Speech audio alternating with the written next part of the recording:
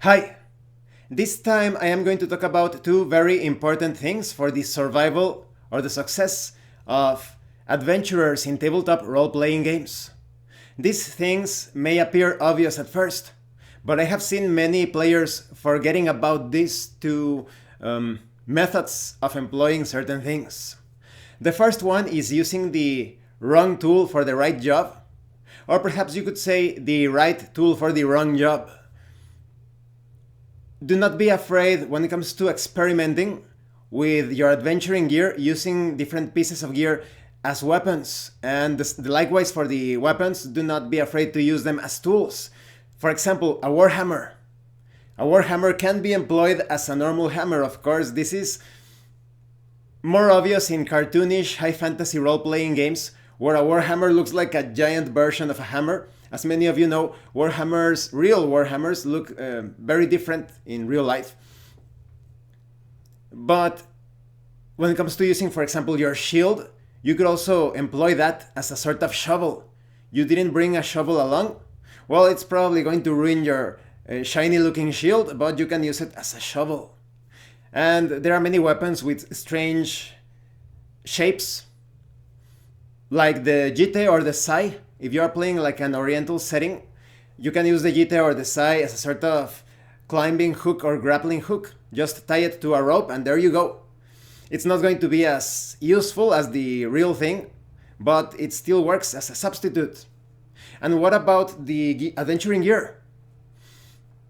Crowbars, hooks, even chains or ropes can be employed as weapons. So if you find yourself disarmed, pull out that hook, your shovel, kind of like the Mystery Men film, the shoveler. Use your shovel as a weapon. Do not forget about that. Like I said, it seems pretty obvious. Maybe you are watching this video, but if you are actually playing a tabletop role-playing game with actual roleplay and, of course, immersion, because of the tension of the moment, sometimes you forget about those things. I'm going to tell you a somewhat... Well, it's a similar situation. There was this player that was participating as it was an elf ranger, half elf or elf ranger, if I remember correctly. Yes, no, elf ranger. And he always put a knife in his boot, just in case, for whatever it was necessary, to cut a rope while he was climbing, all of that. But he never expected that knife to come useful as a weapon. He was always wielding this pair of scimitars. He was a fan of Dritz Dourden. So there was this time when they were fighting hobgoblins, and one hobgoblin disarmed him, and he basically slammed him into the wall, and he was against the wall. He also fell prone, and he had his legs against the hobgoblin trying to get some breathing space to try to attack, but he was disarmed, and he was not very good when it comes to unarmed fighting. But then he remembered the knife that he hid in his boot, and he pulled it out and he struck with it. I gave him an automatic success because the hobgoblin wasn't expecting that. He was overconfident. That's why it's so important to roleplay the part of the monsters adequately. He thought, I got this guy now, this ranger is dead meat. But he didn't expect that, and he rolled his damage. I also gave him a plus 1d4 of bonus as a damage, and he actually managed to kill that hobgoblin that was previously wounded. So every time you find yourself in a pinch, in a difficult situation, remember that you can pull out unrelated gear to combat. Like I said, if it wasn't a dagger, maybe he would have pulled out a hook or perhaps pots and pans, who knows? You know, kind of like Sam in Lord of the Rings, in the Fellowship of the Rings movie. Yes, in the Fellowship of the Ring. So yes, it's all about that, being creative and flexible. Now my second tip, and this one is a bit more obscure. When it comes to many supernatural foes,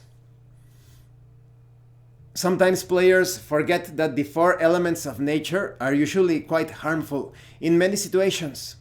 I don't know why this is the case, but when it comes to demons, ghosts, spirits, maybe they take some cues from occult philosophy in real life, but when it comes to the four natural elements, water, fire, earth, and air or wind, you can employ them against such enemies in most situations. The vampire that cannot cross running water. Salt is useful against so many things, as well as silver against werewolves, vampires. It depends on the game, but like I said, all of those games are usually based around folklore and occult philosophy from real life. Funny enough, many of you know that silver has antibiotic properties, as well as salt. When it comes to, yes, when using the element of earth, any sort of gem or salt or metals, perhaps some sort of consecrated ground, there is this mystic grove, and you take some dirt from it. It could become a good habit if you arrive to these places, holy lands, and you could ask permission, or perhaps when no one is watching you, you could take some dirt or soil from the ground and keep it in a bag in case it becomes useful or handy against some sort of enemy. The holy properties could actually prove devastating. Many of those holy places cannot be invaded by ghosts, demons, devils, etc. That's how you can tell in real life, in science fiction, that a site is not holy because it's always played with ghosts and demons and supernatural happenings and horrible things. That's not a sacred site. Some vile rites are carried out there. When it comes to fire, fire is pretty much useful for so many things. All sorts of undead are affected by fire, also incorporeal or corporeal enemies. Perhaps it's obvious because fire is kind of like this element between worlds. It affects matter, but you cannot take a piece of fire. You cannot say like, I'm going to grab this chunk of flame and give it to you. You have to hold the object that is on fire. When it comes to air, this is a bit more tricky, because there could be some situations where you travel to the four corners of the world and you perhaps take a bottle and just close it, like bottling the air inside, and now you have, let's say, 4 different bottles containing air from each of the 4 corners of the world, and perhaps you can use it in some sort of magical ritual or against an enemy. You could try it, you never know. And so we have covered when it comes to water, like I said, the vampire thing. And there are some enemies that are very highly vulnerable to water. Like in the case of this book, this story written by Brian Lumley. I'm going to avoid the title and the exact details to avoid spoilers. But in that story, there is this very powerful Lovecraftian type of enemy. Even if you were to use nuclear weapons, you would barely put a scratch on that enemy. But water dissolves it with incredible ease.